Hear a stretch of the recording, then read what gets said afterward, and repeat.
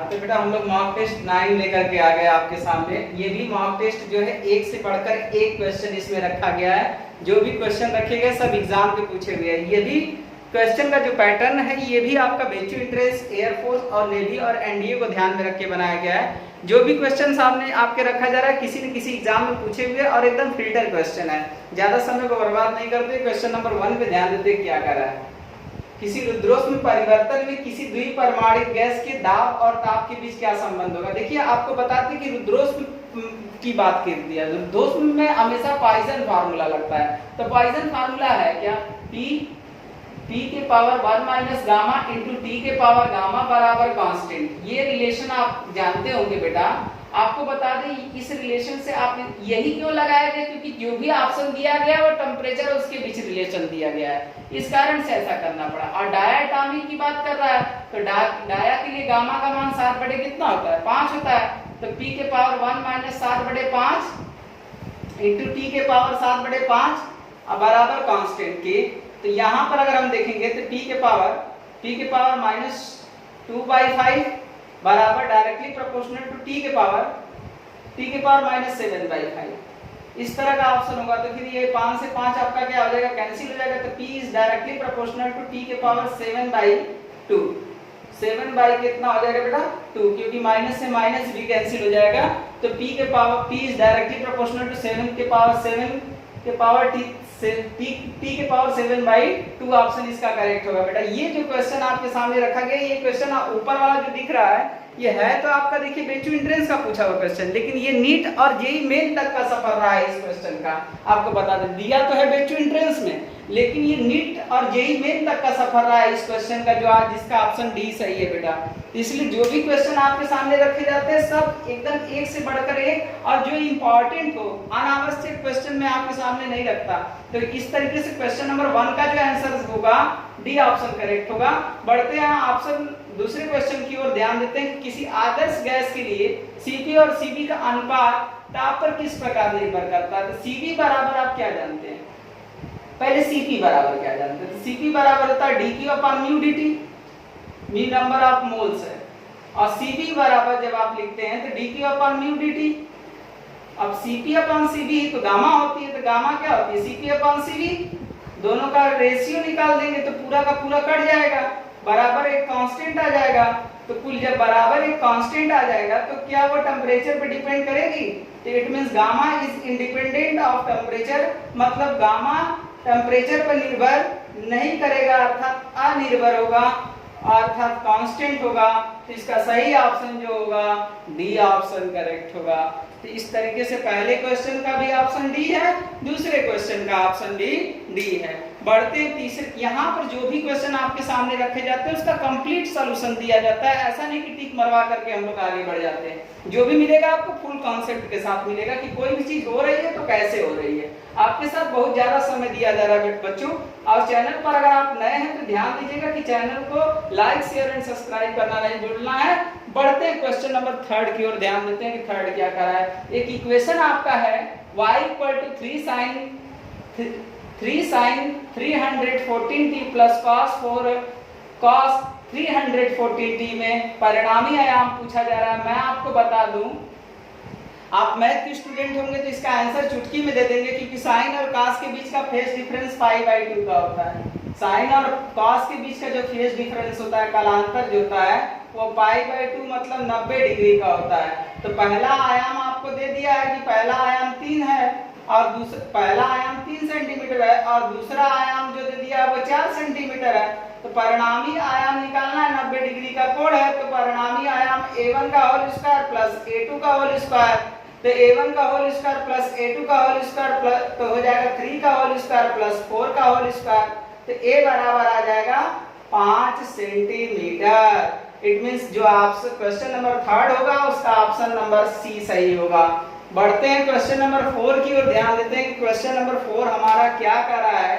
Question number 4 पे ध्यान देते हैं। क्वेश्चन नंबर 4 भी बहुत सारे एग्जामों में पूछा हुआ क्वेश्चन है, और क्या कर रहा है इस बात पे ध्यान देते हैं कि के स्प्रिंग नियतांक वाले को टी तनाव के बल से खींचने पर संचित ऊर्जा होगी। तो तनाव भी तो एक तरह का क्या होता है बेटा, बल होता है। तो किसी स्प्रिंग की जो संचित ऊर्जा होती है, किसी स्प्रिंग के लिए जो संचित ऊर्जा होती है वो W का लीजिए या U का लीजिए, हाफ जो होती है kx²। अब चूंकि ऑप्शन जो दिया है वो किसके रूप में दिया ये देख लीजिए, तो ऑप्शन तो तनाव के रूप में दिया, x तो फालतू हो गया, तो हुक्स लॉ लगा लीजिए।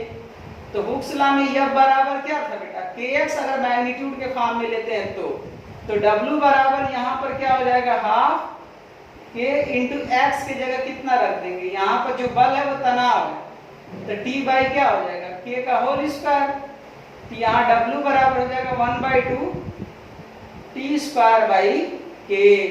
तो इसका ऑप्शन नंबर जो हो जाएगा बेटा T²/2k, मतलब क्वेश्चन नंबर 4 का ऑप्शन नंबर 1 सही होगा बेटा। बढ़ते हैं क्वेश्चन नंबर 5 की ओर, ध्यान देते हैं क्वेश्चन नंबर 5 क्या कर रहा है, किसी धातु के लिए परावर्तित, देखिए धातु के लिए पूछ रहा है, तो किसी भी मेटल के लिए जो डाइलेक्ट्रिक कांस्टेंट होती है वो इनफाइनाइट होती है बेटा। अगला अभी हम मॉक टेस्ट कराए थे तो उसमें ये कॉन्सेप्ट दिए थे क्वेश्चन नंबर 6 का, हो सकता है आप भूल गए हो।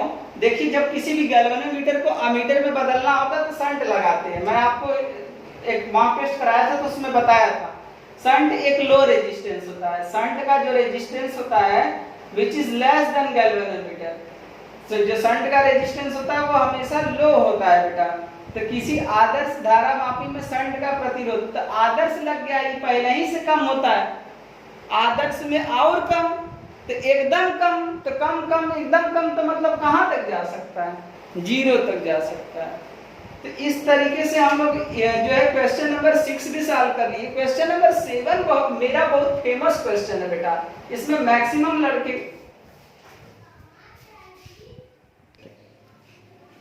तो क्वेश्चन नंबर 7 पे ध्यान देते हैं। क्वेश्चन नंबर 7 हमारा क्या कह रहा है कि Q आवेश वाला एक कण v वेग से एक धारावाही परिनालिका की अक्ष के अनुदिश प्रवेश कर रहा है।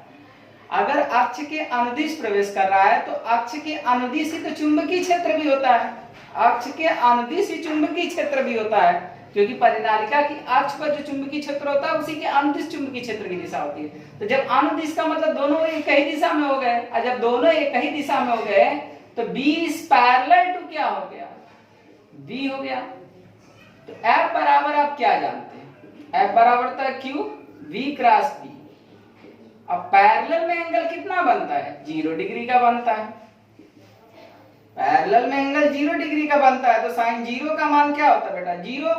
तो यहां से लगने वाला जो बल हो जाएगा बेटा वो भी 0 होगा। बहुत फेमस क्वेश्चन है बेटा, ये आपका एयर फोर्स में भी पूछा हुआ है और साथ में बेचू इंटरेस्ट 2019 का पूछा हुआ क्वेश्चन है, जिसका आंसर जो होगा फर्स्ट सही होगा।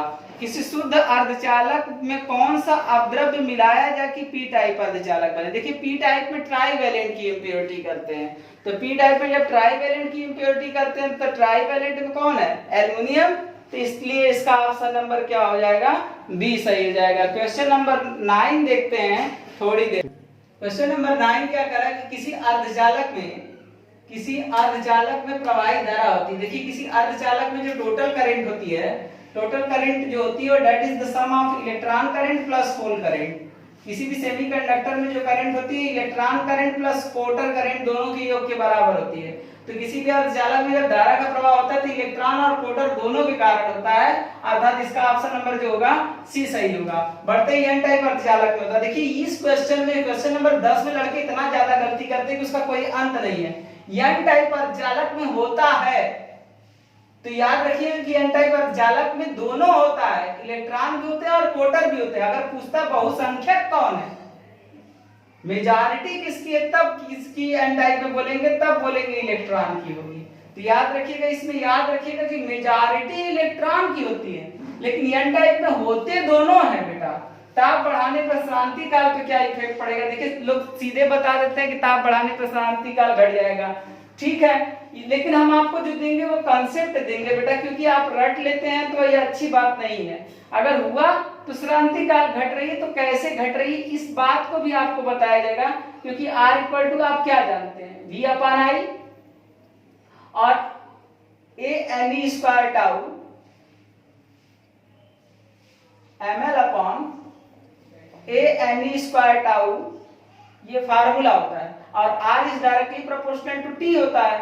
ओम्स लॉ लगा रहा हूं बेटा, देखिए एक लाइन का कॉन्सेप्ट है, तो श्रांति काल देखिए टेम्परेचर के क्या है, इनवर्सली प्रोपोर्शनल है, तो ताप बढ़ाएंगे तो श्रांति काल क्या हो जाएगा बेटा, घट जाएगा बेटा। तो देखिए कॉन्सेप्ट है बेटा, मैं रटवा नहीं रहा हूं, मैथमेटिकली कॉन्सेप्ट दे रहा हूं बेटा, कि ताप बढ़ाने पे क्या होगा, तो श्रांति काल क्या हो जाएगी, घट जाएगी। अगला देखते हैं विभवमापी की सुग्राह्यता कैसे बढ़ा सकते हैं। तो विभवमापी की जो सुग्राह्यता होती है, विभवमापी की सुग्राह्यता विभव प्रवणता के व्युत्क्रमानुपाती होती है, और इसको जब लिखेंगे तो v बाई एल, तो एल ऊपर चला जाएगा।